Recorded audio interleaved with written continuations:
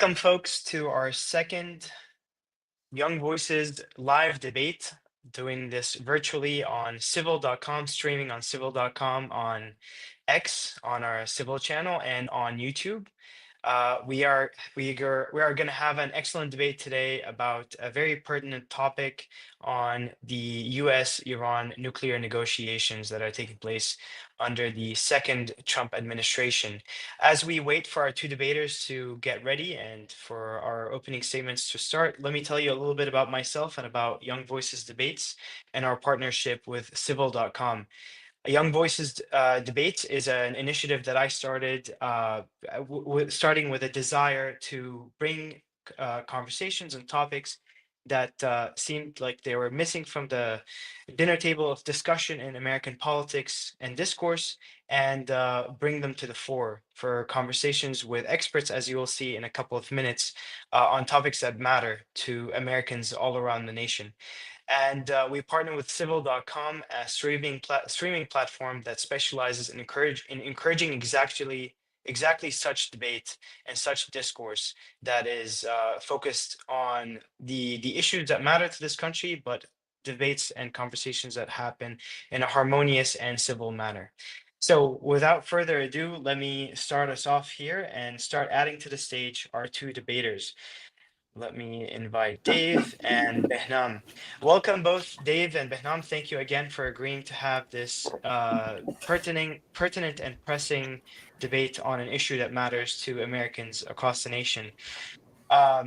As we do the introductions for Behnam and for Dave, I would invite everyone who is watching this debate right now, live on X, on YouTube, and on civil.com, to take out their phones, to take a screenshot of this QR code, and vote on the following debate resolution.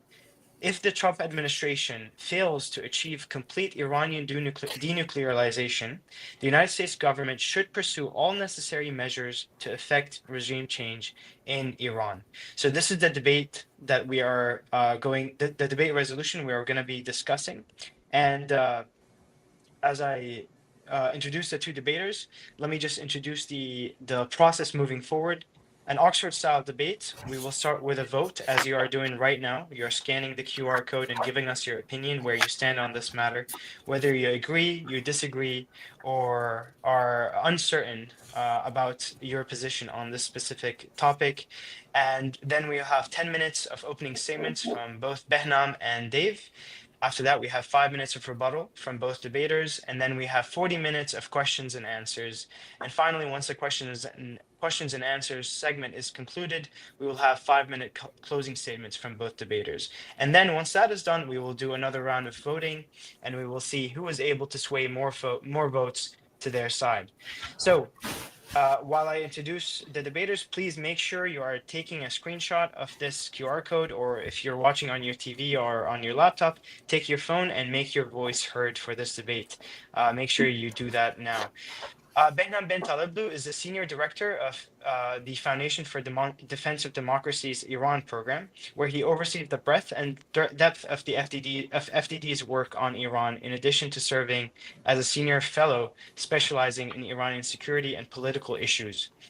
Dave DeCamp is the news editor at Antiwar.com, and he is the host of the Antiwar News with Dave DeCamp daily podcast. And in 2024, he won Journalism Award, the Pierre Sprey Journalism Award. He came in second place. Dave does a daily 30-minute news show that focuses on geopolitics and other topics, and he just reached 10,000 YouTube subscribers. We have an excellent choice of debaters who are topic experts from Behnam and Dave. This issue here is their bread and butter.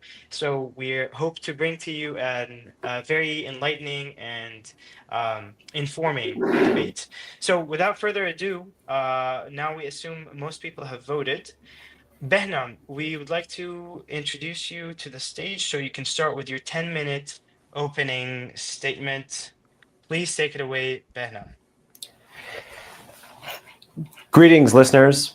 First, allow me to thank both Young Voices and Civil for hosting this timely debate on U.S.-Iran policy. Currently, we are between rounds 3 and 4 of direct or indirect, depending on who you believe, US-Iran nuclear talks, all within the first 100 days of the second Trump administration. I want to begin by thanking Hekmat for helping with organization and logistics for today's debate, as well as to Dan for sharing the virtual stage with me this evening, as well as to all of you for tuning in virtually this evening. Let me begin by saying whatever side of the motion you are on, or whatever side prevails tonight, I think I can speak for both Dave and I when I say that a more informed electorate, one that can partake in the debate about the contours of what is and isn't in the national interest and the necessary policies to defend it, is better for all of us. That's a good thing, and I mean it. This evening, I'm defending the proposition that, quote, should the Trump administration fail to achieve complete Iranian denuclearization, the US government should pursue all necessary measures to effect regime change in Iran. Yes, that's correct. You heard the dreaded RC word, regime change, but not as you might think. Before the proposition can be argued and supported this evening, I believe definitions are in order. Due to some of our priors, some of us may not share the same definitions of words or phrases, and that's okay, but we should at least be consistent and forthright with how we see them. Complete Iranian denuclearization is, at least to me, a colloquialism for dismantlement of Iran's atomic infrastructure. There are various technical contours for this that I would be happy to unpack in the Q&A. Second, all necessary means are tools of national power, be they diplomatic, informational, economic, and military. They are not an endorsement of one tool over the other. Democracy is not imposed, at least in my view, at the barrel of a rifle. But support for democratic movements, such as those that exist in Iran, should benefit from US support. And three, effect regime change means take the steps using the powers and authorities of the US government to change the political order in Tehran and relegate the Islamic Republic to the ash heap of history. For me, that means formulating US policy that finally works with, rather than against, large swaths of protesting Iranians who have been expressing their frustration at the clerical regime in various rounds of nationwide uprisings, but particularly since December 2017 to the spring of 2023. Accordingly, that also means not engaging in policies that extend the shelf life of the Islamic Republic and provides it with more resources to underwrite domestic suppression and foreign aggression. With these definitions out of the way, let me help explain my support for the first, dare I say, more critical element of the motion, which is complete Iranian denuclearization. President Trump has been serious about seeking a diplomatic resolution to the Iranian nuclear crisis, and good for him. Years ago, he touted in reference to the 2015 Iran nuclear deal known as the JCPOA that, quote, I buy bad deals and make them good deals. When inaugurated in 2017, Trump spent a year and a half trying to negotiate with Europe to fix the flaws of the JCPOA. That process failed. In May 2018, he left the deal saying it was inconsistent with US national security interests. Since then, and well into his second term, he has relied on a combination of political tough talk, major economic sanctions, and military deterrence, all under the umbrella of a policy called maximum pressure to get Iran to come to the table and renegotiate. Tehran rejected all of Trump's offers throughout Term 1, calling him unworthy of negotiating with at all. Minor point here, but in between Term 1 and 2, as Trump campaigned again for the presidency, the regime had actually plotted to kill him. Accordingly, when faced with Trump back in the White House in Term 2, Iran's leaders did a 180. With its economy under greater pressure, social unrest significantly expanding, missile production and long-range strategic air defenses crippled due to two historic Israeli direct retaliations against Iranian territory, with the long arm of Iran-backed terror in Gaza, Hamas, and in Lebanon, Hezbollah, neutered by Israel, the collapse of its sole state ally in the Middle East, the Assad regime in Syria, gone, and the Houthis in Yemen more recently getting preemptively pounded by B-2s, the Islamic Republic has indeed finally decided to talk. Yet there is no preemptive or premature victory lap to be taken. In these talks, Washington cannot afford to settle for another limited deal like the JCPOA that allows Iran to enrich uranium domestically and just kicks the can down the road and legitimizes the regime's nuclear expansion. Nor can it afford to ignore what the US intelligence community has called the most likely delivery vehicle for a nuclear weapon, ballistic missiles, when Iran has been home to the largest ballistic missile arsenal in the Middle East for over 2 decades and is the only country in history without first having developed nuclear weapons to have developed a 2,000-kilometer ballistic missile. And last year, not once, not twice, but thrice, the Islamic Republic of Iran a admittedly non-nuclear armed state fired ballistic missiles directly and overtly at the territory of two nuclear armed states, once Pakistan, January of last year, and twice Israel, April and October of last year. As Trump rightly complained in 2018, what kind of deal is it if you're allowed to test missiles all over the place? I'm saying all of this today because the superpower does not get to act, the supplicant does not get to act like the superpower. Losers don't get to set the table for the winners. Dismantling Iran's nuclear infrastructure should be the only diplomatic aim in mind if indeed the president is intent on negotiating. But the president should not be boxed in. There are other options. This brings me to my support for the second part of the motion, which has to do with regime change. No policy of max pressure from the top alone will be successful if it is not paired with a policy of maximum support to the Iranian people that can allow for a pincer to be put on the regime from the bottom as such. The nuclear threat from the Islamic Republic is only part of the larger problem we face with Tehran today. The larger challenge the US faces has to do with the nature of the regime itself. Today, the Islamic Republic is an Islamist authoritarian regime ruling over a secular nationalist population. It is a revolutionary government ruling over a post-revolutionary society. These two things don't mix. Iranians have been bravely protesting against this regime in its entirety since 2017, eschewing the ballot box and taking every opportunity to protest. Developing a policy that empowers them and levels the playing field between state and society is not at all like America's misadventures in the Middle East, particularly after 9/11. The Iranian population has been seeking representative government for over a century, it would be important to know, and the constitutional revolution of 1905-1906 is the oldest in the Islamic world. Supporting regime change in Iran isn't some chauvinistic, neo-Orientalist, Western imperialist thing. It's one of the few times in the Middle East that strategy and values actually does come together. Lest we forget, this is a regime that thought it would be safer, better off, if it assassinated a major candidate for the highest political office in the United States.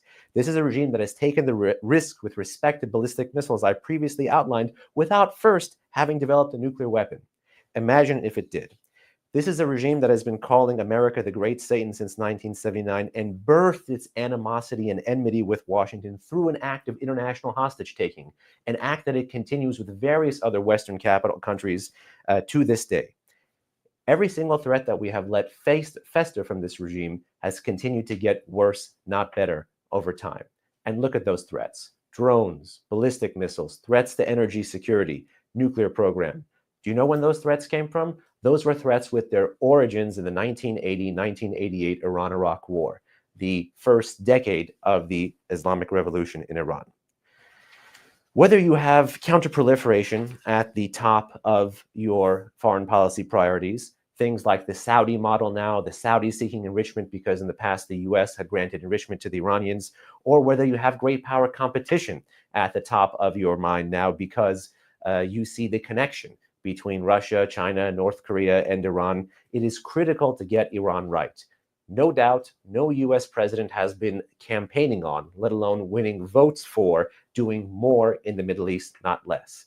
But the way to do less in the Middle East and not more is actually to focus on the arsonist rather than the multiple fires established by or fanned by the arsonist in the Middle East. That's actually dealing with the Islamic Republic of Iran.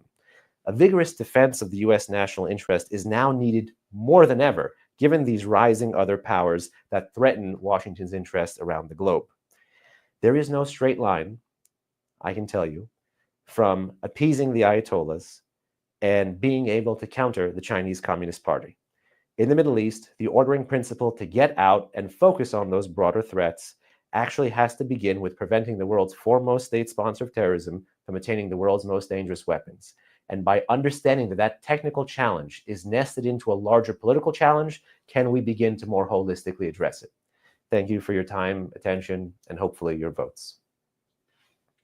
Thank you very much for your opening statement, Behnam.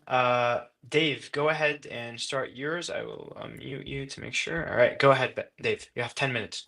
All right. Well, first, I want to thank you, Hekmat, for setting this up, and Behnam for being my opponent here, and for Civil and Young Voices, and everyone that's tuning in. So to get started here, when I hear regime change, I think of military action.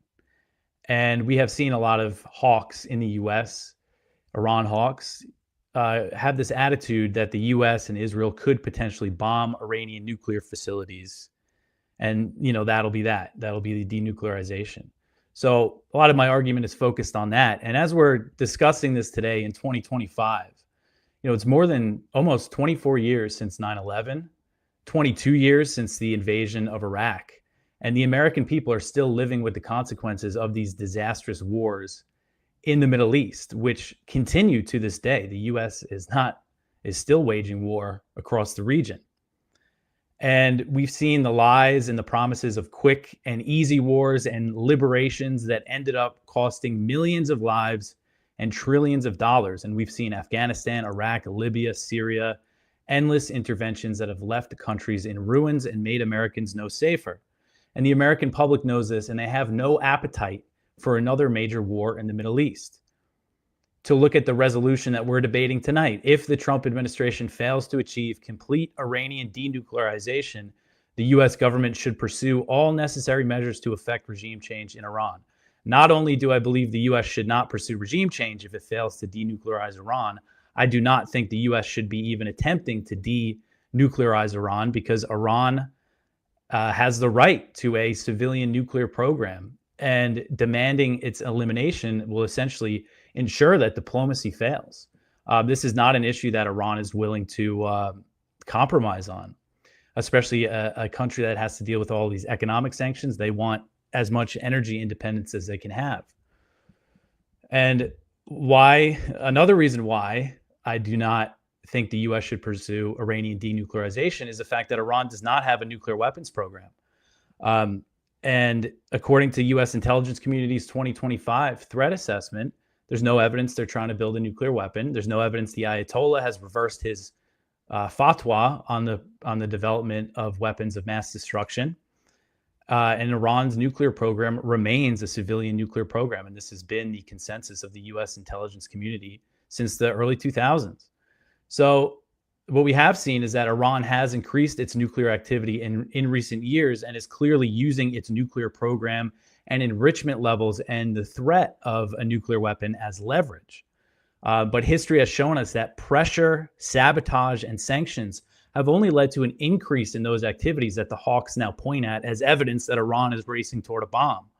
If we just look at recent history, back in 2020, Israel assassinated Mohsen Fakhrizadeh, an Iranian nuclear scientist. In response to that, Iran's parliament voted to increase uranium enrichment to the 20% level. And then in 2021, Israel carried out another sabotage attack inside Iran, detonating an explosive inside the Natanz nuclear facility. And it was in response to that we started seeing this uranium enrichment at the 60% level, which is still below, they still haven't attempted the 90% needed for weapons grade. But the point here is that the acts of sabotage, the aggression from Israel, pushed Iran closer to weapons grade capability. And now we're facing another critical risk here, is that military action against Iran, trying to bomb their nuclear facilities out of existence, is the one thing that could actually push Iran to pursue nuclear weapons. Recently, a senior advisor to the Ayatollah stated that if Iran is attacked by the U.S. or its allies, Iran could reconsider its nuclear posture. And in other words, if we launch an attack on Iran under this false pretext of stopping a nuclear weapons program, it could have the opposite effect of actually ensuring that they pursue nuclear weapons. And in contrast, diplomacy has succeeded where pressure has failed. Under the 2015 Joint Comprehensive Plan of Action, the JCPOA, Iran agreed to limit its uranium enrichment to just 3.67%, far below the weapons grade levels, in exchange for sanctions relief. The IAEA repeatedly verified that Iran was complying with the deal until the U.S. unilaterally withdrew from it in 2018. And a return to a JCPOA style deal, or something maybe a little different so Trump can save some political face here, because this is he really campaigned against the JCPOA, especially in 2016.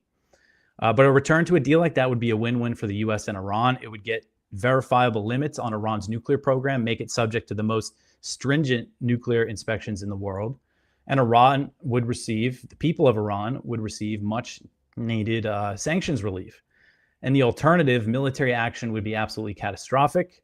Iran is as I mentioned, has a population of over 90 million, has a professional military, sophisticated missile capabilities, as Behnam was discussing, and its ballistic missiles can reach U.S. bases across the Middle East.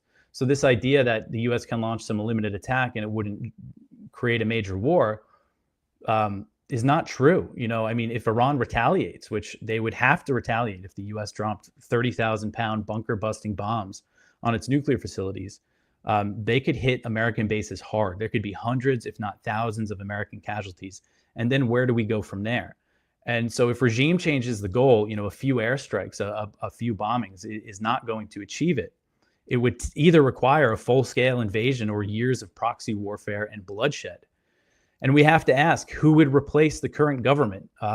Would we fly in the son of the Shah, or would we install the MEK, which is a group that's reviled by most Iranians and was once considered a terrorist organization by the U.S.?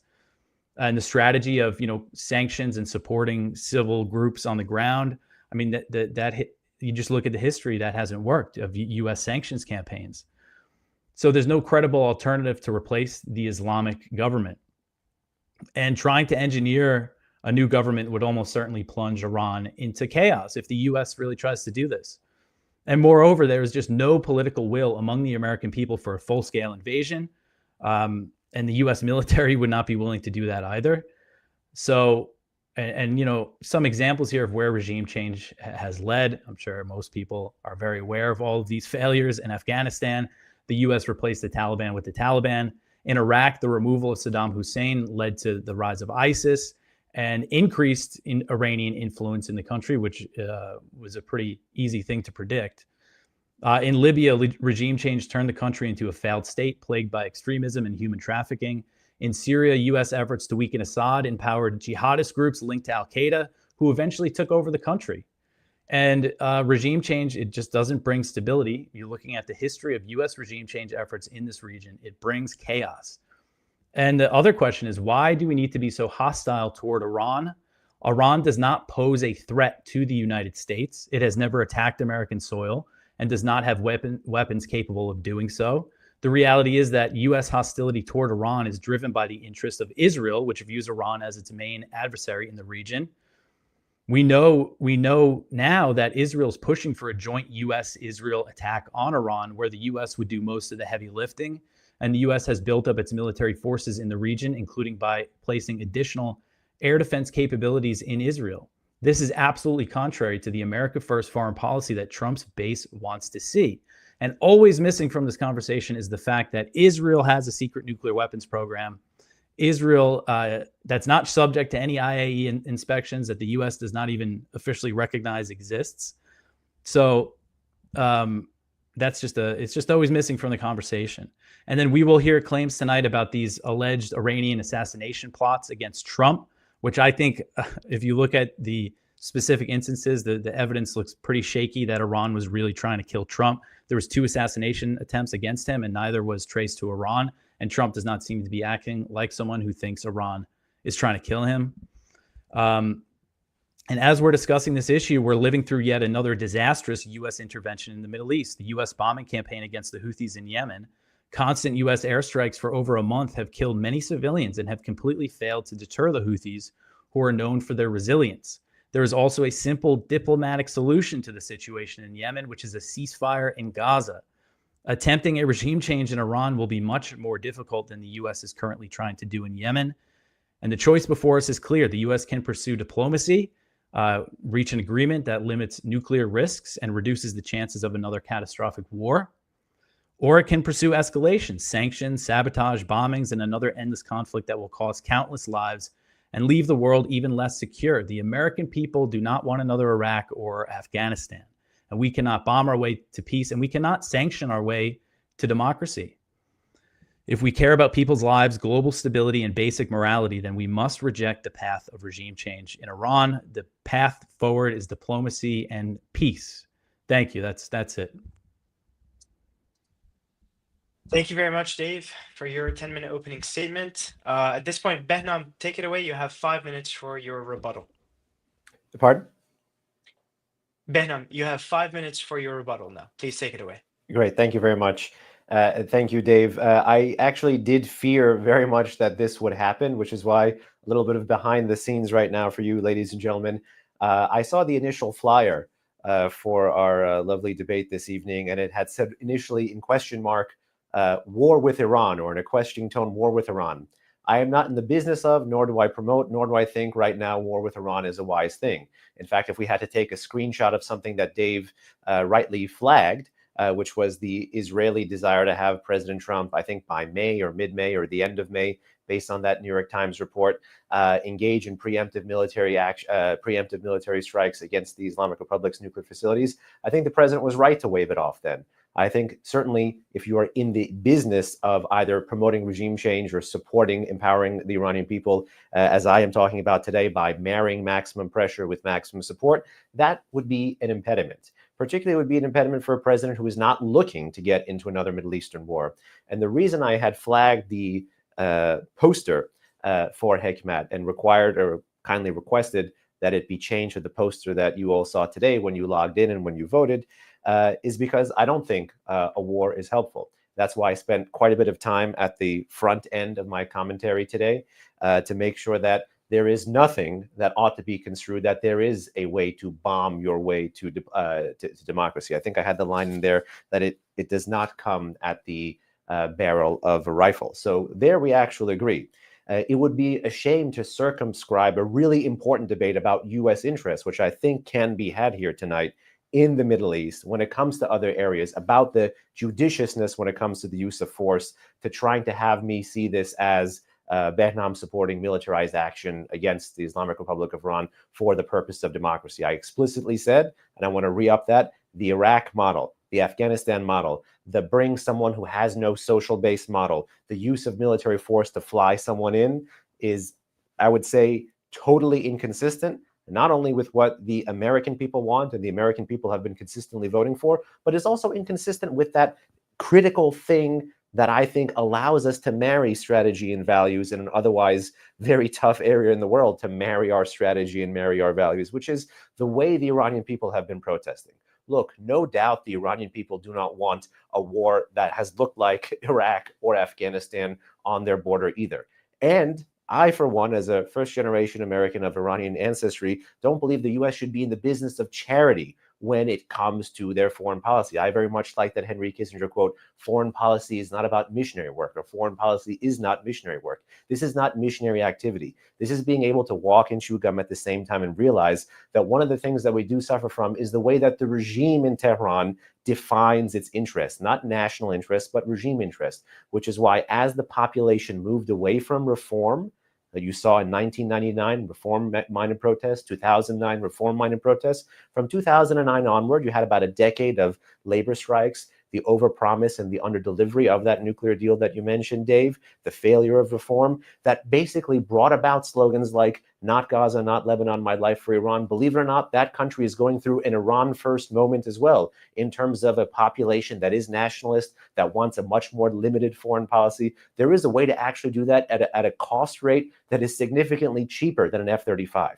And I will be the first to say it is not easy, it is not fast, but it is much more judicious than rushing to a needless conflict, and it is much more judicious than putting time on the clock when it comes to paying the Ayatollahs to delay, to kick the can down the road, for them to create more havoc that'll create more instances from people like, with immense respect, Dave's worldview, or from people with the beyond my right worldview, to have to debate about should there be another military conflict in the Middle East or not when it comes to another proxy that the Islamic Republic would have created, like the Badr Corps in Iraq or Hezbollah in Lebanon, or another proxy that the Islamic Republic would be able to co-opt in a pre-existing war zone, like the Houthis in Yemen or Hamas in Gaza. So I think at the core of it, dare I say, there may be more interest, there may be more overlap than meets the eye because of me wanting to push back away from the table. I think very clearly, ladies and gentlemen, you saw my more circumscribed approach to what way you can affect and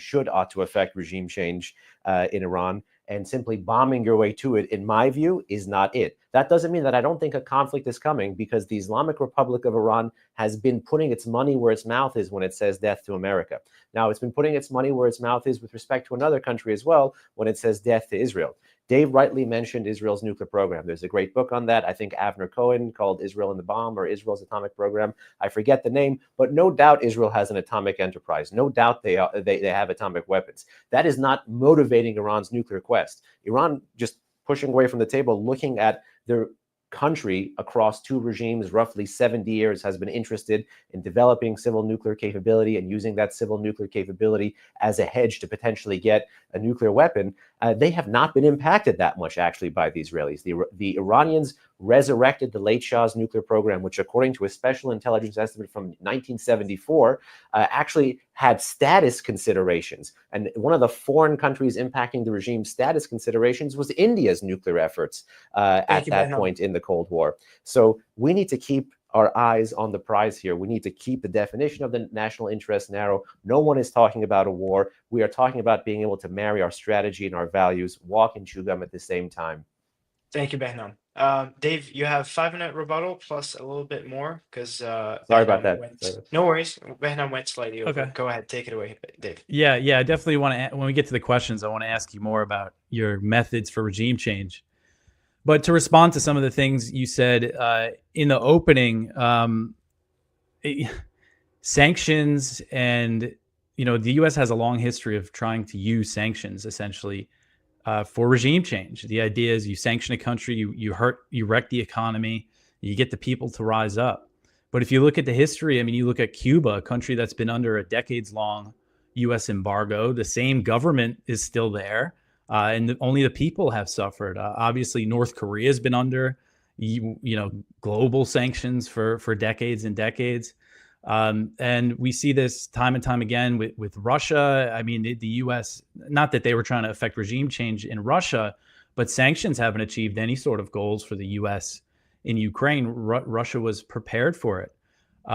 So when it comes to this idea that we can just sanction Iran and then support democracy protesters on the ground, I just don't think that's really a realistic way to affect regime change. And I also don't think it's anything that the U.S.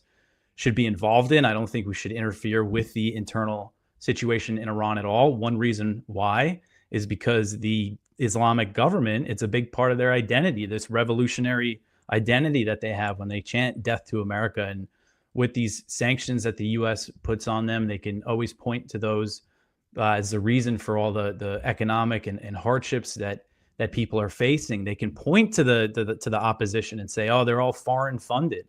I think it's a detriment to the people who want more freedom in Iran for us to be putting our noses in it. I mean, just where we are as a country, our history over the past few decades, like we just really have no business. And of course, the whole reason why this is part of their identity is because the U.S., the CIA put the Shah in power in the 1950s. And again, this is just all part of the regime's identity. I don't really like to use the word regime. I think government is a bad enough word. But so I really think that it's just, it wouldn't get us anywhere. It would have the opposite effect. And only the Iranian people would suffer. We see the resolution. It says, what does it say exactly? Should pursue all necessary measures to effect regime change in Iran. I mean, that implies military action because sanctions, it's just not going to work from my view. And I do think, we're living another big factor here. We're living in kind of an interesting moment when you have this, you just had the Saudi defense minister go over to Iran. The big cause of destabilization in the region right now is not because of Hezbollah. It's because, or the Shiites in Iraq, it's because of what Israel's doing in Gaza to the Palestinians. There's just mass slaughter that's happening. And, that's the cause of the Houthi attacks and the war that happened in Lebanon, starting in 2023. So for the U.S., I mean, we have to just exit the region and pursue diplomacy instead of sanctions and bombing. It's just not going to work. Get a ceasefire in Gaza, get a real deal there, and open up with Iran. Let's start doing business. We've seen Iranian officials say that they're, basically kind of speaking Trump's language, that American companies can make trillions investing, not trillions, can make billions investing in Iran. And I think it would be good for both of our countries to have open exchange, for the Iranian and American people to get to know each other. So I think that's diplomacy is the path forward, not regime change at all. All right. Thank you both for your opening statements and your rebuttals. At this point, we will start with our Q&A segment, where we would start discussing some of the topics raised in this debate. And let me open it up by opening the digital theater here for Behnam and Dave to ask each other questions on any issues that you thought needed to be delved into further. So take it away, Behnam or Dave. Sure. Just a question. How, is it 2 and 2 or is it 1 and 1? How many questions do we ask each other? It's all according to timing. So go ahead and ask, and maybe we'll fit in a couple of questions more. Okay. And sure. sorry to interrupt, Behnam, but for all the 3,000 viewers online or more now, I haven't checked, who are watching the debate, please go ahead and ask your questions on YouTube, on civil.com, or on X. We would love it if you participate in this conversation as much as possible. Behnam and Dave, take it away. Ask each other a question. Would you like to go ahead, sir? I have one, but... No, you go ahead. Okay, so it's just picking up on one thread that you mentioned about interference in another country's affairs. Why should the Islamic Republic of Iran be immune to interference in its affairs when you have US intel and the DOJ for the 2020 election saying the Iranians actually intervened in that election to try to spook voters to get them to go Democrat by emulating the Proud Boys? You had the former DNI under the Biden administration, Avril Haines, talking about Iran actually being able to fund not all, but some of the Hamas protesters in the US. You actually have had the Iranians, yes, try to use the Quds Force, which is the extraterritorial arm, the special operations arm of the IRGC, to try to kill the Saudi ambassador. You've had cases prosecuted in the Southern District of New York trying to go after an Iranian dissident who's thankfully now an American citizen on US soil. And you've had the plots against the president's life himself. Why should the Islamic Republic have a free hand on the American homeland against the US electoral system, and we have to sit back and, as the superpower, take it from the supplicant? I mean, you could just use that exact argument in reverse from the Iranian perspective, because, as I mentioned, the history here is U.S. interference and intervention in Iran. And a lot of those things you mentioned, I mean, these claims that they tried to interfere in the election, I mean, I don't think there's really much to that, or that they were funding protests. I don't think there was ever any real evidence to show that. I think a lot of that is bogus. So how come, may I ask, do you cite the U.S. intelligence community when it's conducive for you to cite it, when it says that they aren't taking the final step with respect to weaponization, but it's not convenient to take their claim here that Miss Avril Haines made back in 2024? Well, I mean, because part of it is my own discernment of what is likely true and what is likely not true. And I mean, what was really like the evidence that she put out? What feeds into your discernment? I'm quite curious. I mean, I'm asking you, what is the real evidence here? No, I'm asking you first. By what measure are you discerning? I mean, from following these things closely and knowing what's true, what's not. We saw we saw U.S. intelligence agencies for years claim that Russia installed the United States. When it comes to intervention, you asked me a question, I'd like to answer it. I think Mr. Hekmat can moderate the debate himself if he wants to, but I think. I mean, no, you asked me a question. I want to answer it. I'm glad you finally want to answer it on the fourth time. But go ahead. Don't get upset. Let's get a full response from Dave, and then we can. Yeah, no, I mean, I just started responding, and you interrupted. So I did interrupt, yes, but I thought it was a back and forth. It is a back and forth, but let's. It's annoying because this is all just for the past few years. We've seen the intelligence. Sir, I just met you. There is no past few years. I just met you. Yes, I'm talking about the. Okay, Dave, please go ahead with your response. I'm talking about what game for me, by the way. All right. I'm just speaking to the moderator. Are you gonna let me talk? Game for me. Are you gonna let me talk? talk? I'm just speaking to the moderator. I'm just speaking to the moderator. Should I not? I mean, can you hear me? I started responding to you. Relax, sir. Relax. Okay, everyone is relaxed. No worries. Let's focus on the topic at hand. Let's not talk to each other. Talk to me, and Dave, please take it away. Finish your response. Yeah, what I was trying to say was that for the past few years, U.S. intelligence agencies have been trying to tell us that Russia installed President Trump, and those claims turn out to be completely bogus. So when we see these claims about Iranian interference in our election, I take them with a grain of salt. And when you actually look at the evidence, it's really not much compared to how the U.S.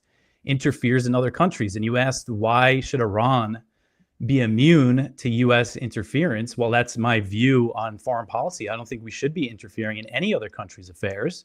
I think we should pursue a non-interventionist foreign policy, and we would have a lot less enemies in the world if that was the case. Ben, one quick comment, and then I will ask Dave to ask you a question in return. No comments. I'm Okay. good. Thank you for the answer. All right, no worries. Dave, Okay. do you have a question for Behnam? Yeah, my question is, so how do you do the regime change?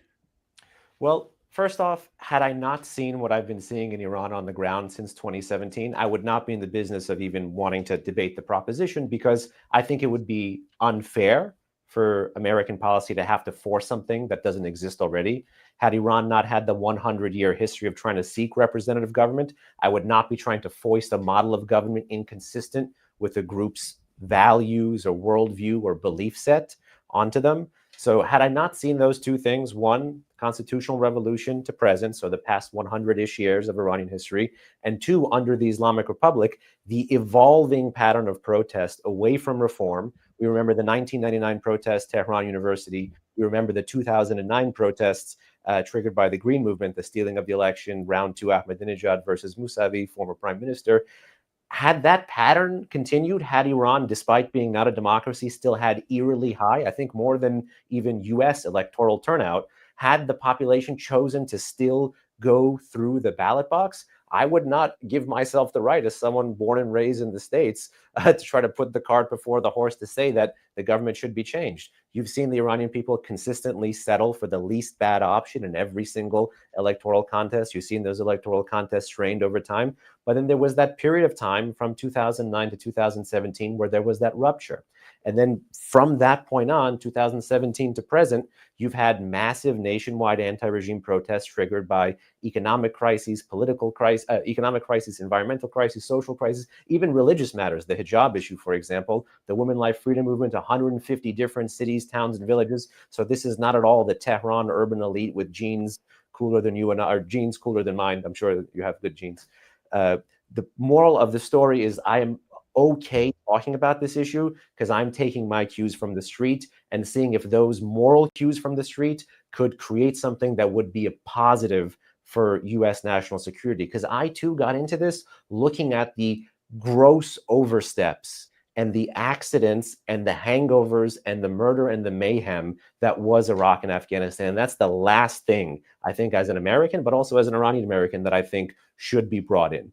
So with all of that, I think you do have a positive case for this marriage that I've been talking about, the maximum pressure with the maximum support. Why maximum pressure? Okay, one reason, going back to the, I mentioned that the Iranians were trying to kill Trump. There's three reasons. I'll get over the other two if you want in a future Q&A. But the third reason is Trump broke the taboo that used to exist in Washington. It was mainstream, center-left, center-right conventional wisdom that if even political rhetorical support was given to Iranian protesters, then that would be the kiss of death. It would delegitimize them. What we actually saw was that there was a foreign government, the United States of America, imposing massive economic costs, what Trump called the maximum pressure campaign from 2017, 2018, all the way up to the end of his administration. And Dave, I can't point to you to a single anti-American slogan. I can't point you to a single anti-Trump slogan from the Iranian population from 2017 to present. Not only that, Trump's comments in Twitter doing what I recommended, which is to start to give some life to the street, start to give some life to the population.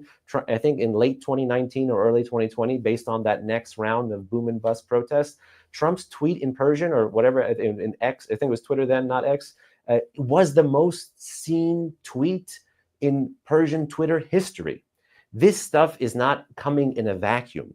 It's coming due to the long contest of the street and the state. So one reason I'm saying no limited arms control is because that puts time on the side of the state. It puts resources on the side of the state. We should be in the business, I think, of contracting the resources available to the state. No own goals. We can have a debate about how forward-leaning we can be, how forward-leaning we should be, what the U.S. needs to do in terms of the proper constellation of military bases, what's too forward-leaning, what's not that. But I think this push away from the table, this maximum pressure, and then you couple it with maximum support. A Starlink unit is a lot cheaper than an F-35. In the 2019 protests, there was like at least 1,500, based on Reuters reporting, at least 1,500 people killed in the 6 days under the cover of darkness. I think it's critical to have those protesting Iranians be able to get their voice out, to be able to communicate with each other. This stuff will take time, absolutely. I'm not saying this is easy. I'm not saying this is a 1, 2, 3 thing, but I do think this is an option worth exploring, especially if the sides of the debate for so long are a bad deal or a bad war. That's all I'm saying. I'm saying give this theory a chance. So you're saying basically like keep the maximum pressure on sanctions and everything, just kind of keep the situation where it is, ramp up the sanctions, and then try to support the protesters on the ground. That's your strategy here? Yeah, the two operative, in my personal view, ask me personally, yes, the two operative verbs that you mentioned, ramp up. So yes, it's not just the sanctions are static, the sanctions have to go this way, and then support the protesters. I think, unfortunately, we only have 100 days of Trump term 2.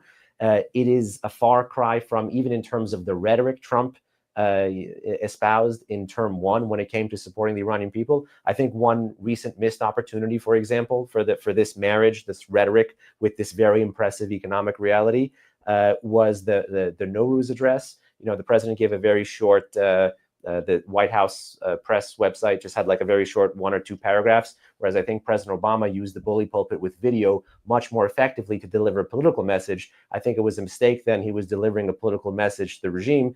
The President Trump, can actually deliver a political message to the Iranian population. Yeah, but I mean, this gets to my point that I really think if you're trying to support the protesters, give them material support like you seem to be suggesting with the Starlinks, then that gives the regime the ability to crack down and say foreign interference.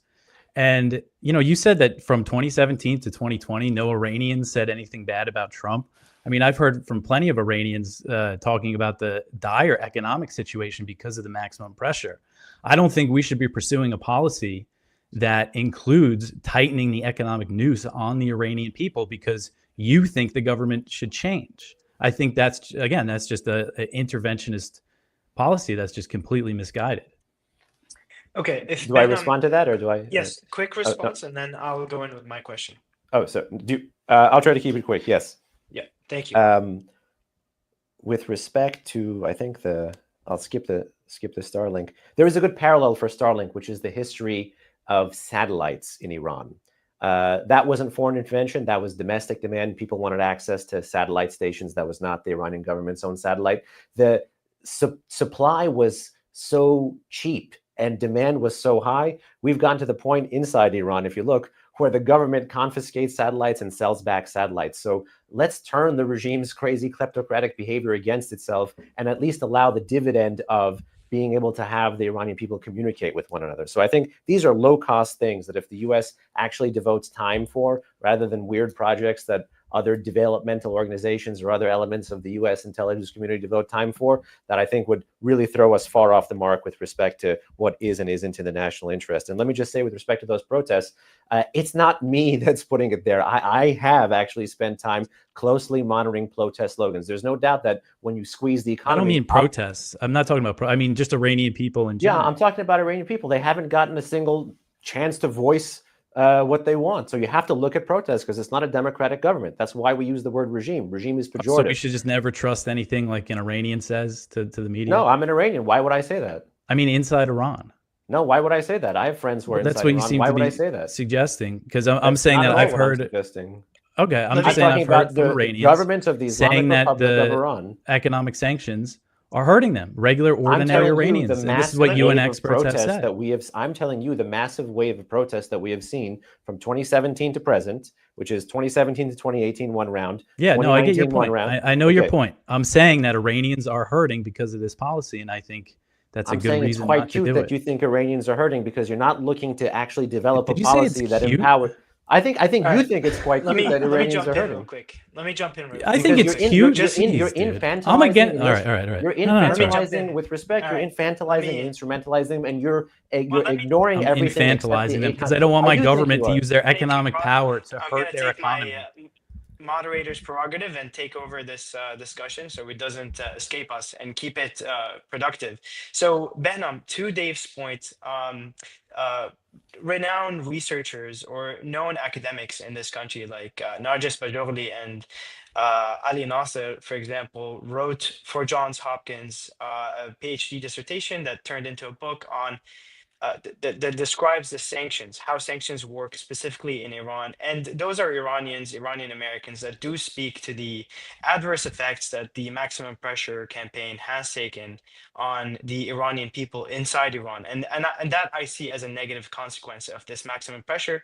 That in the book, they make this the thesis or the argument that it is driving a lot of Iranians towards the state because the centralized state is the only one that is offering them subsidies and offering them any respite from the economic pressures imposed by the United States. I think that is also partially what Dave is trying to propose as an argument here. Can you respond to it? And then after that, Dave, you can comment, and then I have a question for you, Dave. Yes, so thank you. Excellent question. I've actually read the book. I haven't read the dissertation. I've read the book. I've met both these individuals in Washington. We disagree on, the joke is the color of the sky because of our worldview and our willingness to explore other policy options and like that major 800-pound gorilla in the room that I was trying to get at, which is which folks in Washington are pro 2015 Iran nuclear deal, which folks in Washington are not pro 2015 Iran nuclear deal. And from everything else, that debate will flow. The heart, I think, Hekmat, of the question that you were offering is, or the proposition you were offering is that through those max pressure sanctions, it would drive the Iranians to bridge the chasm that otherwise I think we would all agree, because we can even see from a distance, exists between the state and in society in Iran. I think the evidence actually drastically does not support that conclusion.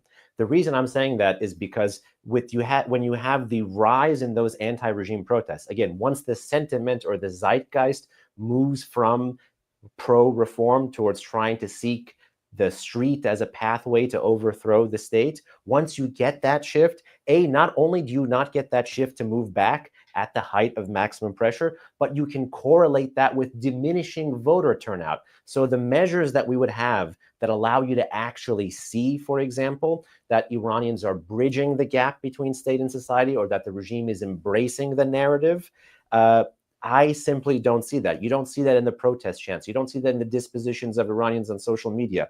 I think with immense respect, that is a political argument.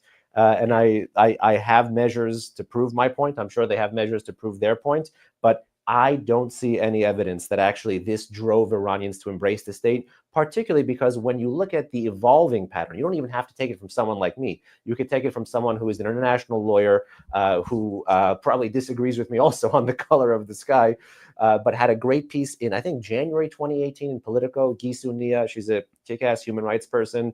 Again, we disagree on big picture Trump max pressure stuff, but when that person, that international lawyer, was talking about the changing pattern of protest in Iran, she mentioned that it actually came from the urban and rural poor, the people who actually the regime could buy off with those subsidies, but ultimately couldn't. And when you look at that pattern of protest, unlike, like I said, 1999 and 2009, which was capital out, urban elite, this was rural poor. It was outside in. So I think for all those reasons, I disagree with the main part of the thesis, which is that this would drive Iranians towards the state. Okay. Thank you, Behnam. Dave, if you'd like to comment, or I can go to my question. Yeah, you could go ahead. All right. So, Dave, the question I want to pose to you is that Behnam made a good point here. Iran is the weakest it's ever been. It did lose its proxy in Syria and Damascus. It did lose a lot of its the weight that Hezbollah used to pose in the region. The Houthis, it seems like any other month now, they're going to be wiped off by U.S. armaments. So it is the weakest it's ever been. It is economically suffering.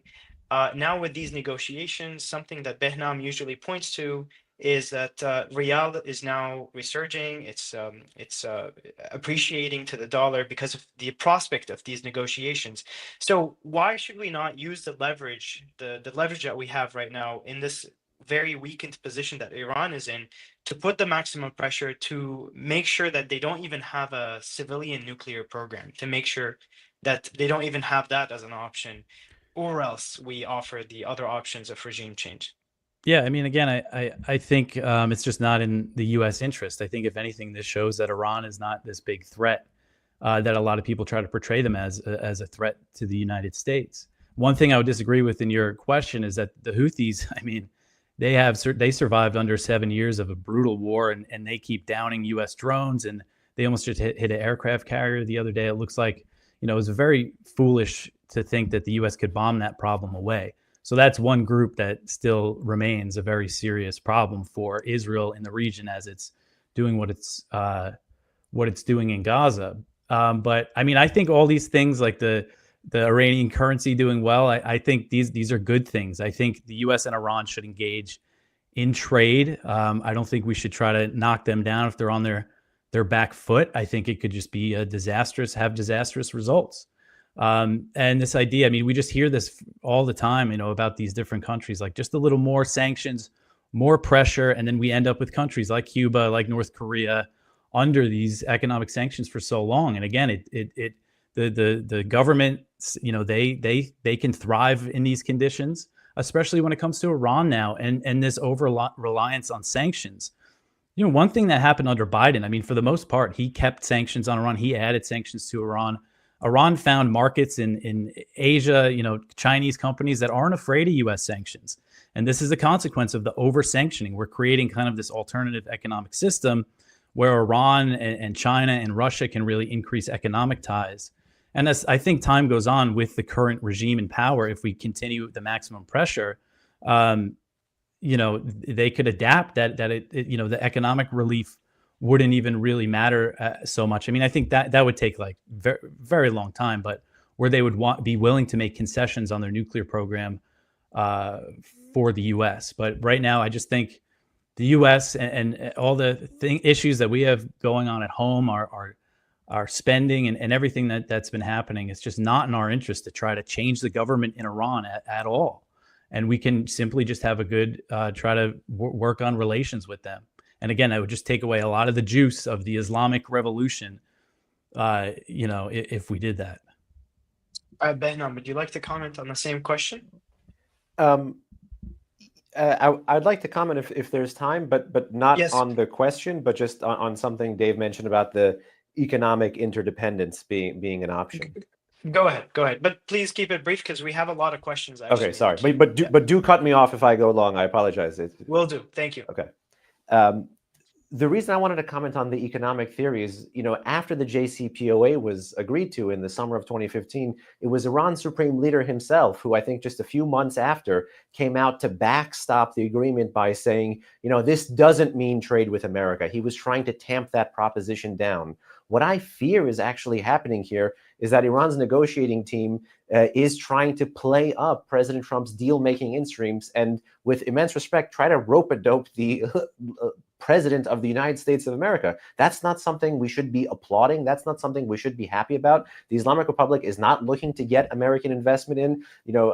Foreign Minister Araghchi's comment in the Washington Post, some of you may have seen, I think it was last week or the week before, Iran's foreign minister had an op-ed in the Washington Post basically saying it was a $1 trillion+ economy. Yes, Iran itself, the state, is one of the last great untapped markets of the world. But that is really the predation of the Islamic Revolutionary Guard Corps by design. These are the companies that have mushroomed. They left the battlefield in 1988, 1989, and then entered politics and then entered the economy. It's a classic authoritarian story here. It's very unfortunate.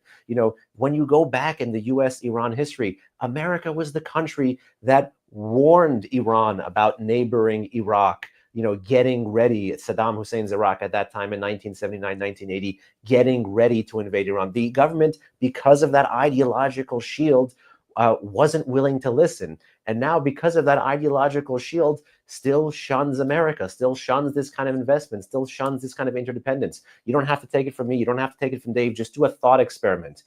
Tehran's major international airport is called Imam Khomeini Airport. The guy who was saying death to America, the guy who was even saying death to Jimmy Carter. Okay. Imagine Donald Trump landing with the Trump plane or with Air Force One landing at Imam Khomeini Airport. Do you think Ayatollah Khamenei, the second supreme leader of the Islamic Republic, the one who's been in charge since 1989, the longest serving autocrat in the modern Middle East, is going to come out there to greet him? that Islamic revolution would be over. These guys actually believe what they say. We do these autocrats around the world, whether it's Putin or Khamenei, whoever, a disservice by saying they don't mean what they say. Okay, thank you, Behnam. Let's start with the questions because we have a long queue. Thank you to everyone who's watching. We have 4,200 watching right now, and we have a lot of questions flooding in. So let's start with this one. It's about the use of supplicant, the word supplicant, to describe the Iranian regime. The questioner asks in their own way, how could they be seen as a supplicant if right now they have excellent relations with China and Russia that could support them and see them through this economic pressure campaign and see them through to come out on the other end with a nuclear program?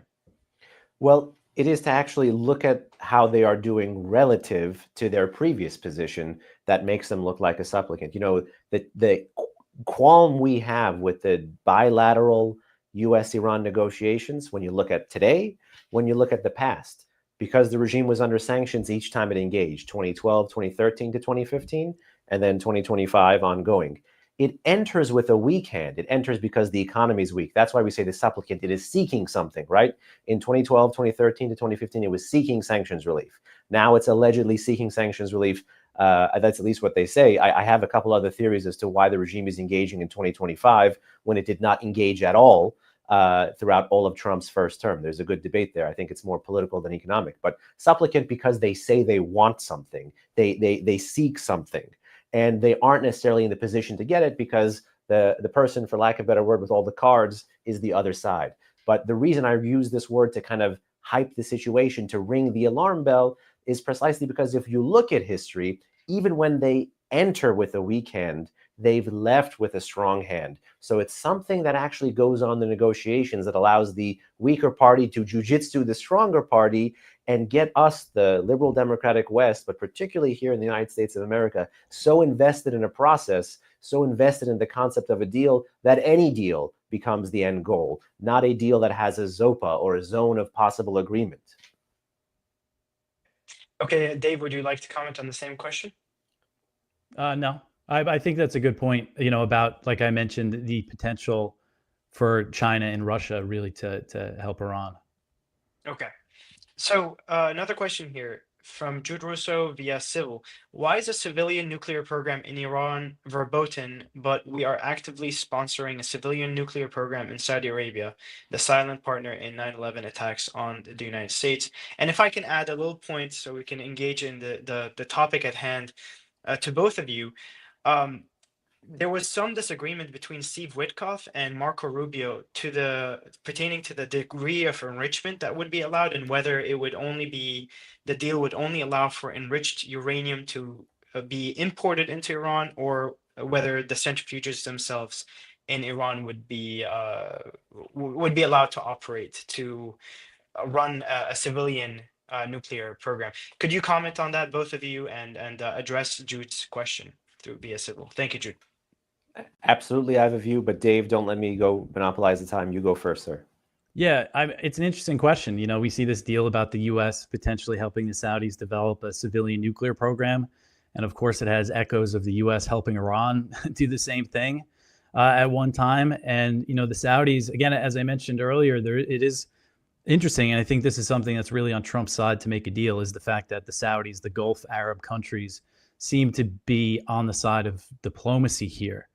But the Saudis, I mean, they're a very despotic regime as well. And, you know, they committed all sorts of atrocities in their war in Yemen and all sorts of crackdowns on the domestic front against the Shia minority and things like that. And it really does go to show, you know, it doesn't matter exactly how a certain government behaves. It's really just which one is willing to go along with U.S. interests more so. And was there a second part to that? About the enrichment thing. And so I'm curious to know what Behnam wants here, because I thought that was interesting how it seemed like Rubio tried to twist what Witkoff said. Because what Witkoff said, it did sound like the Trump administration is all right with the 3.7% limit as same as the JCPOA. But then Rubio says, oh, no, he's talking about the uranium he can import, Iran can import. And Rubio also said something false. He said that there's no country in the world, other country in the world that has an enrichment program that's just a civilian nuclear program. But that's not true. I mean, as I understand it, Japan Germany. I also believe Brazil and maybe the Netherlands. You probably have more knowledge about that with me, but yeah, do you think, would that be an acceptable case for you? And I mean, I shouldn't start asking all these questions, but I'm just curious, because the proposition is, if the U.S. achieves denuclearization, what if they do achieve de-enrichment? Do you think they should still pursue regime change, or is regime change really the goal here? So just because I know I'm going to forget, I'm trying to write down as fast as possible. Hold that last point about the enrichment versus the nuclear program, because this is an absolutely excellent question. I think it gets to the heart of the matter here, because it's like, for thee, but not for me, right? One reason we can't hold Israel to certain standards here is because they're not signing the NPT. They're not part of the additional protocol. As far as, I mean, at least they're not signing the NPT. So in this sense, I'm at least going to hold the Islamic Republic to the rules of the inherited regime, because it was the Shah's regime that signed the NPT. So I'm gonna hold people to the things that they say they're going to do or not do with respect to nuclear energy in their country. That's macro point number one. Number two is that bad deals. Sorry, that's number three, bad deals. Number two is that, the Carl Schmitt quote, he who is sovereign is he who makes the exception. That has, I think, been a problem in U.S. foreign policy, the creation of so many exceptions because of bilateral relationships. So in my view, and this is a criticism of bipartisan during Cold War and after Cold War U.S. Foreign policy, but more so post-Cold War U.S. foreign policy, we have created a lot of exceptions to the non-proliferation regime that allow countries like Iran to be able to point to examples of double standards. For example, the 2005 India nuclear deal. For example, the 2021, I think it was, the AUKUS with Australia, the nuclear submarine deal. And one of the things I mentioned back in 2015, 2016 with respect to the JCPOA is that a bad deal is going to create a bad precedent.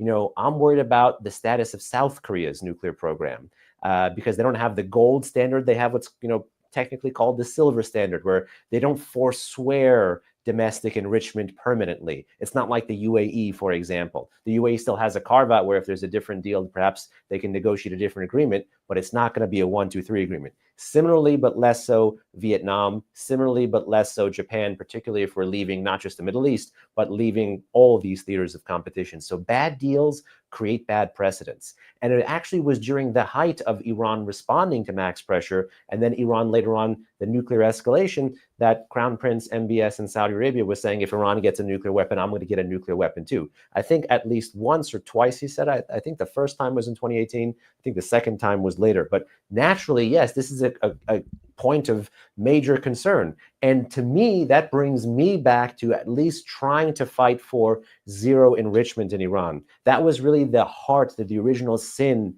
of you could say, the old school hawkish criticism of the process that led to the JPOA, which was that secret channel between the Obama administration and the Iranians, funnily enough, in Oman in 2012, because that's when the US debate went from, can Iran have a nuclear program, to how much a nuclear program can Iran have, or more specifically, can Iran have domestic enrichment, to how much domestic enrichment can Iran have.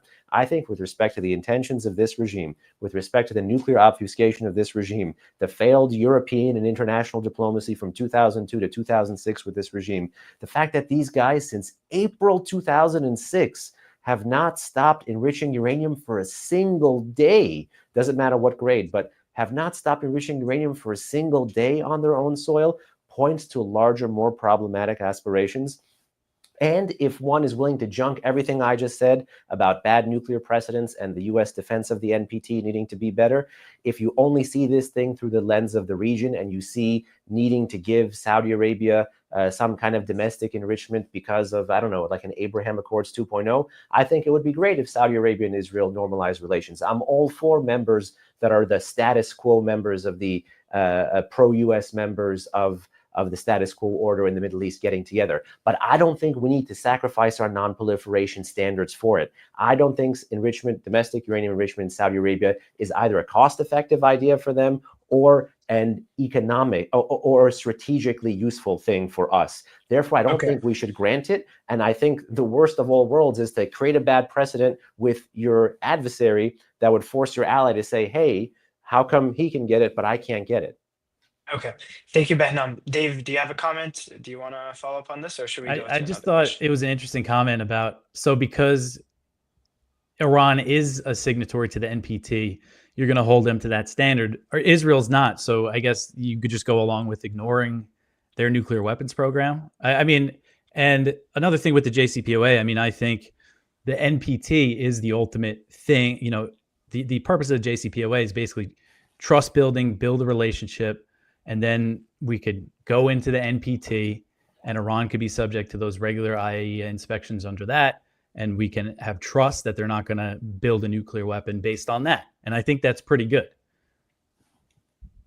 So just one word on trust building and then the international part.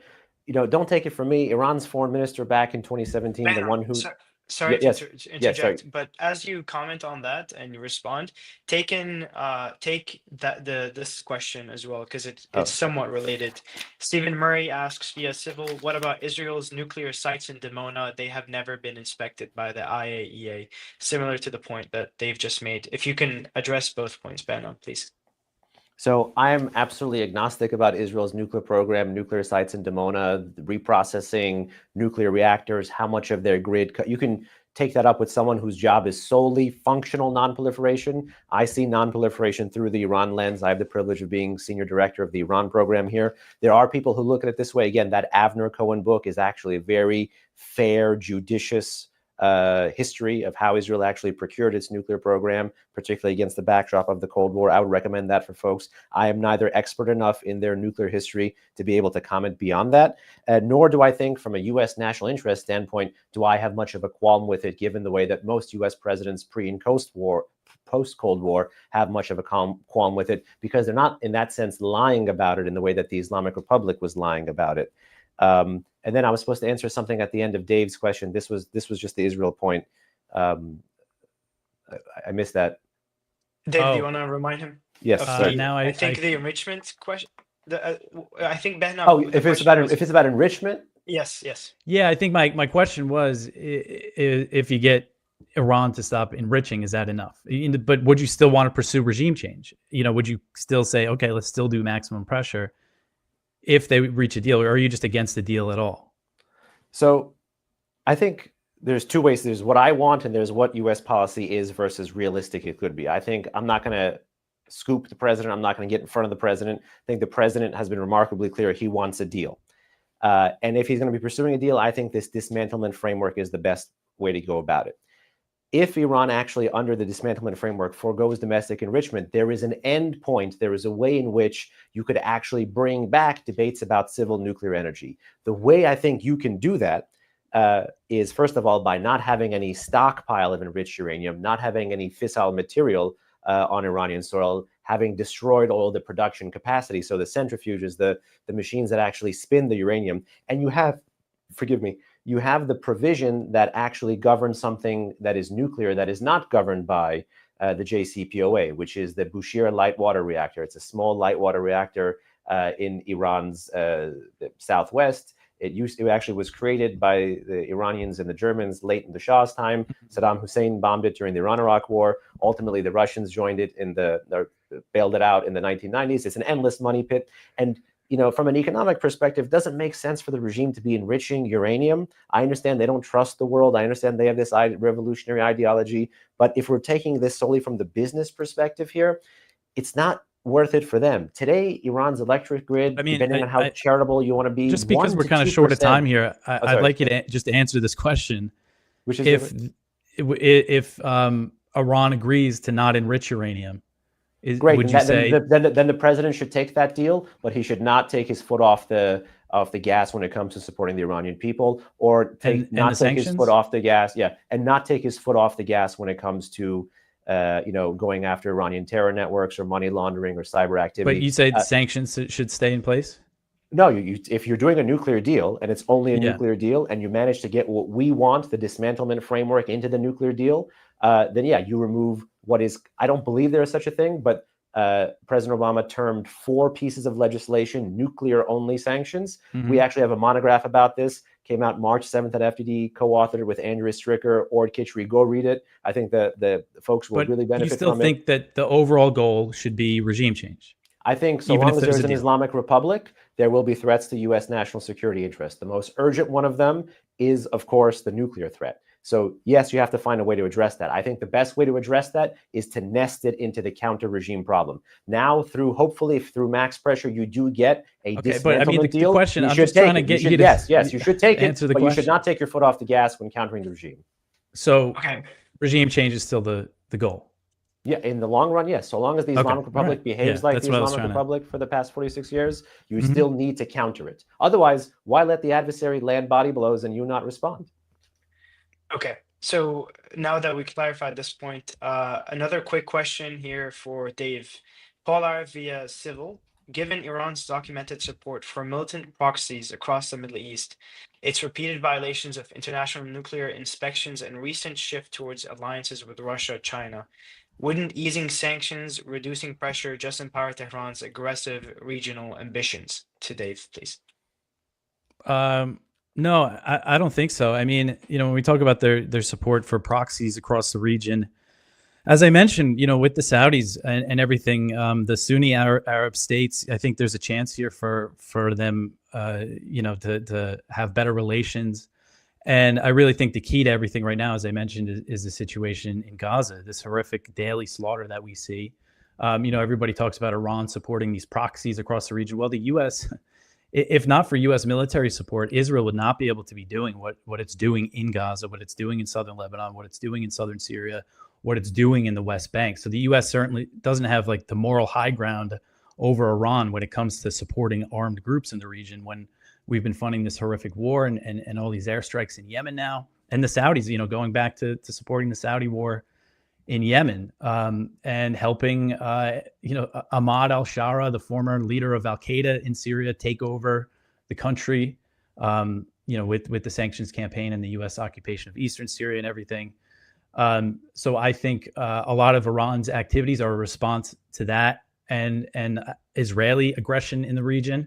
And I think diplomacy is the better alternative for the U.S. and would give Iran the incentive not to be aggressive in the region. Ben, would you like to comment on the same question?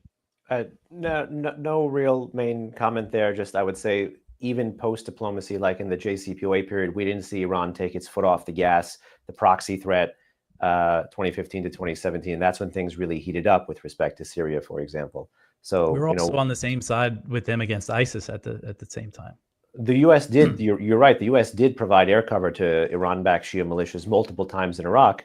I think there's a whole debate there to be had about tactical relationships, but I don't think that we should give the Iranians the credit for winning the fight against ISIS. I think that's mostly what the Americans and then secondarily the Kurdish Peshmerga did. Okay. Behnam, one last question here. It's about, again, the idea of regime change. If we are unable to get full denuclearization, what examples of a successful regime change would you refer to in the last, what examples of successful regime change would you refer that didn't require U.S. military intervention from Julian Nader via civil? It's an excellent question. He's right Julian, you said? Julia or Julian? Sorry. Yeah, Julian. Yes, he is right to point out there's not that many cases. The best one that actually merges a regime change scenario, no shooting, and in fact a looming nuclear program, with that one actually had weapons, was South Africa.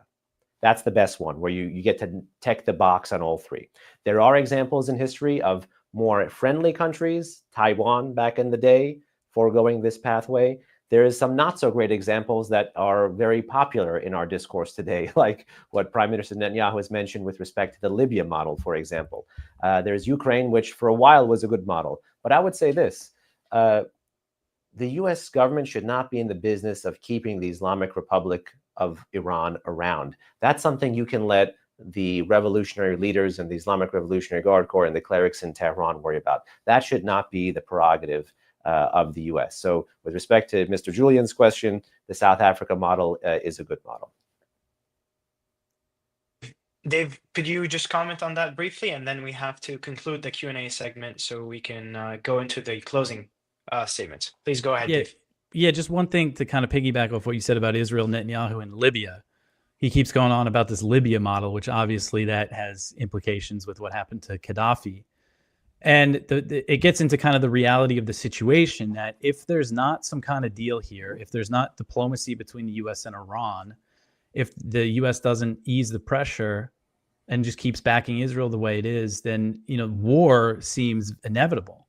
I mean, Israel is very eager to bomb Iran. With obviously they want the U.S. to help as well. And so just to ask you one last question, like, you know, you say you're against war with Iran, but yet you want regime change with, you know, all measures necessary. At what point would you say, okay, the U.S. and Israel should actually attack Iran? Because it does seem like that is going to be the inevitable result of this maximum pressure campaign. Well, one hopes it's not the result, but hope is not a policy. Second, of course, I do not believe war is a tool of regime change, or war should be a tool of regime change. That certainly, in my view, would impede what you want on the back end of regime change, which is a better regime. And the Middle East is full with examples, as you mentioned, of things getting worse, not better, over time, particularly when there is a militarized regime change. No doubt, however, the Islamic Republic has its foot on the gas. I mean, the Iranians last February 2023, I think it was, briefly, they said it was an accident, but they were caught by the IAEA, briefly were at 83% purity. The US bomb that we dropped 2 bombs against Japan in World War II, 1 plutonium, 1 uranium. The uranium bomb we dropped was enriched anywhere from 79 to 80% purity. So in terms of treating 90% like weapons grade pure, 100% only, the cat's already out of the bag when it comes to trying to take measures to stop this country's nuclear program. So when I talk about the use of force, it's in response. It's like in self-defense, for example. Israel, April, October of last year is a good example, you know, doing military strikes against the Islamic Republic. But more broadly, the point is to not have to do this. It's to put the regime in Tehran to the choice. You bring in the military assets into the region in such a way that these guys are overmatched, that they know that if they escalate, they are overmatched. If they absorb, they will have to absorb even more. Rather than have us be put to the choice here in America, let's have that country be put to the choice, constrain the resources. Yeah.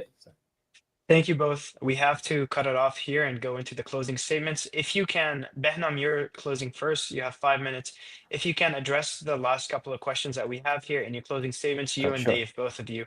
We have one more question about DNI, Tulsi Gabbard, stating that Iran is not building a nuclear weapon, if you can address that. And one question about perceived hypocrisy of US organizing the coup in 1953 with Mossadegh. So Behnam, please take it away. You have 5 minutes. With your gentlemen's permission, these are 2 very good loaded questions. I'll turn to them rather than read a rehash of my theory, which is that the US should do this. If you're going to pursue diplomacy, denuclearization is not the proper term. The proper term is dismantlement or disarmament. That should be the goal of diplomacy. But more broadly, so long as they're an Islamic Republic that acts like the Islamic Republic has over the past 46 years, Washington should be actually working with the currents in Iran rather than empowering the state to crush the street. That's at the heart of my argument before, during, and after nuclear diplomacy, is at the heart of my argument today. 2 really excellent questions brought forth by Hekmat. One is the Mossadegh example, and I'm a rather historically minded individual, and I will absolutely keep this limited to the 5 minutes, but it's worth noting, yes, indeed, the US and the Brits did have what was called Operation Ajax, but the orders, the 2 orders that the late Shah had actually signed, they were called farmans, the commands, were actually legal orders. So the question of who did a coup against whom is a debate really for historians to continue to address. But second, I find it very rich that in the debate around the Islamic Republic, we're talking about the Mossadegh coup or the Mossadegh incident, however you want to call it, because the clergy, meaning the cast of characters, the element of society, the clerical class, which has come to power after the 1979 revolution, was actually essential in working with foreign agents, taking foreign money, particularly American money, because they believed Mossadegh had gone too far to the left. You can see this with the way the Islamic Republic lionizes Ayatollah Khashoggi and really even downplays in their own textbooks, in their own literature, in their own films, in their own documentaries, in their own writings, the achievements of Dr. Mohammad Mossadegh when it came to oil nationalization. So this is a very interesting bait and switch. And even in Iranian political discourse, it really grew in the 21st century, when they realized certain segments of the American left, the political class, and certainly large swaths of academia had been hyper-focusing on 1953. And then from then on, it became a smaller and then less so greater prop among Iran's English-speaking diplomats and even the supreme leader of Iran himself, when they realized that this was something that the West was willing to use as an impediment against itself. I did not catch all of the comment about DNI Gabbard, but I think it was about building a nuclear weapon. A nuclear weapon is composed of three things. Since the famous 2000 is composed of three things: the fissile material, the weaponization, so basically the fusing of the fissile material with the explosive material, usually within the contours of a warhead, not exclusively, and then the delivery vehicle, which in the case of Iran, we all assume would be a ballistic missile. Iran has multiple medium-range ballistic missiles that are capable of carrying a nuclear warhead. Iran has entire classes of systems that are ballistic missiles that exceed the missile technology control regime as defined as being nuclear capable. In respect to the fissile material, Dave even mentioned the timeline, about 20%, which is considered highly enriched, 60%. Lest we forget, uranium enrichment is not linear, it's logarithmic. So when you're at 20%, you've done much more of the lion's share of the work. When you're at 60%, you've gone more than 90% of the way to actual weapons grade. So they are quite literally a hair trigger away from that. Iran today, with that mass amount of uranium it has enriched on its own soil, generates between, most charitably, 1 to 2% of its electric grid through nuclear power. So they've just amassed all of this, starting all the way back from the Iran-Iraq War, a war that they've called the Holy Defense, a war that they've called the Sacred Defense, just for a science fair project or just for a security guarantee from a country that they have called the Great Satan and put blood and treasure towards for the past 46 years? I don't think so, and I don't think American policy thinks so. Thank you so much for your time and attention this evening. Thank you very much, Behnam. At this point, Dave, please take it away. You have 5 minutes for your closing remarks. So, as I said in my opening, I think a really important point here when we talk about these enrichment levels is that Iran has increased all of these levels and this stockpile of uranium in response to, after the U.S. pulled out of the JCPOA and in response to Israeli sabotage attacks while it was under this maximum pressure campaign. And so I know my opponent today is saying that he's against war with Iran or military action. But I believe that if we continue on this path of just of a hostile policy against the Iranian government, which is what he favors, this will inevitably lead to either war or it will just continue to crush the economy of Iran. And coupled with our policy of this unlimited support for Israel, unconditional, no matter what atrocities they commit or what countries they invade, what neighbors they bomb, these two things together are very dangerous, and war, I believe, would be inevitable. And when it comes to supporting protesters and sanctions, at the end of the day, this is just not our business. The U.S. would benefit from a less interventionist foreign policy. We would have less foreign countries, say death to America and things like that.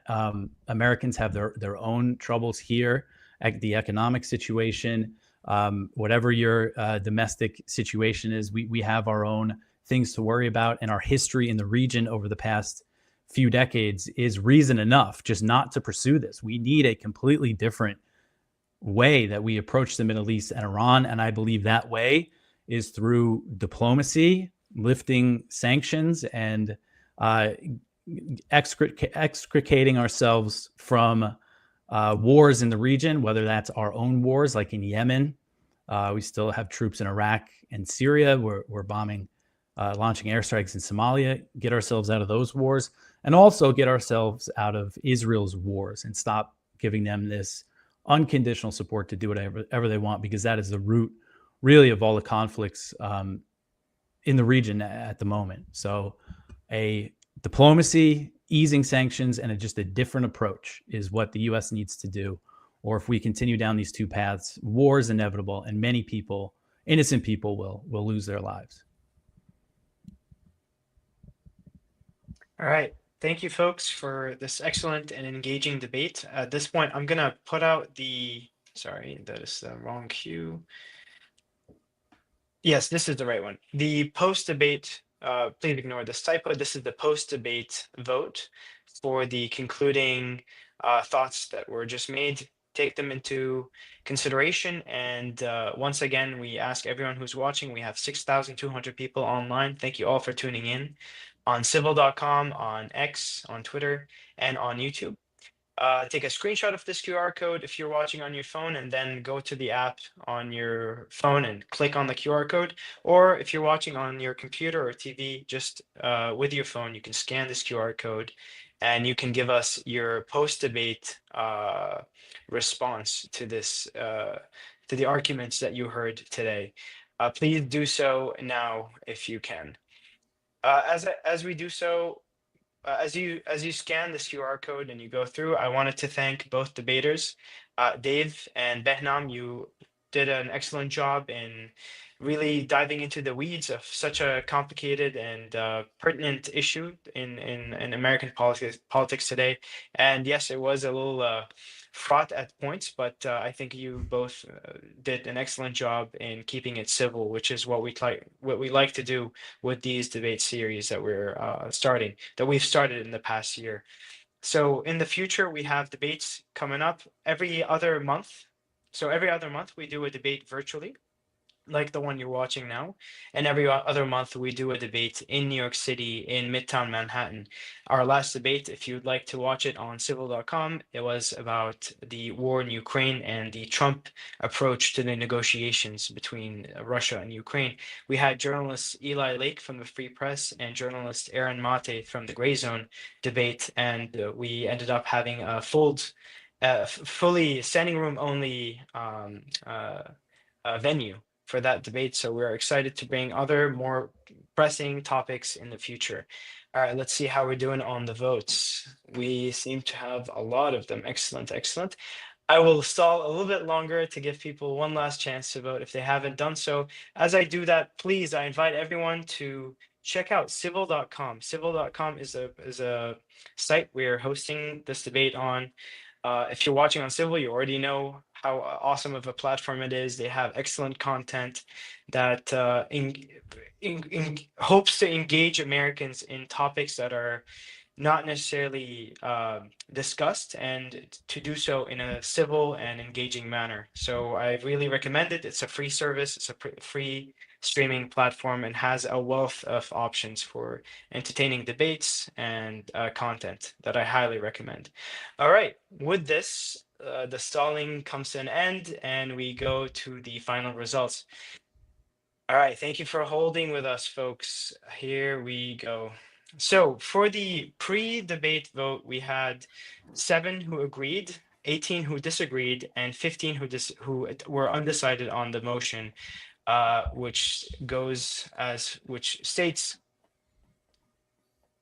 if the Trump administration fails to achieve complete Iranian denuclearization, the United States government should pursue all necessary measures to effect regime change in Iran. For the post-debate votes, we have 6 who agree, 15 who disagree, and 6 who are undecided. So we have a change towards the disagree that is about 11%, which means that the opposition wins this debate, which I believe is Dave. Congratulations, Dave, on a debate well earned, and on a debate win well earned, and congratulations, Behnam, on a debate well fought.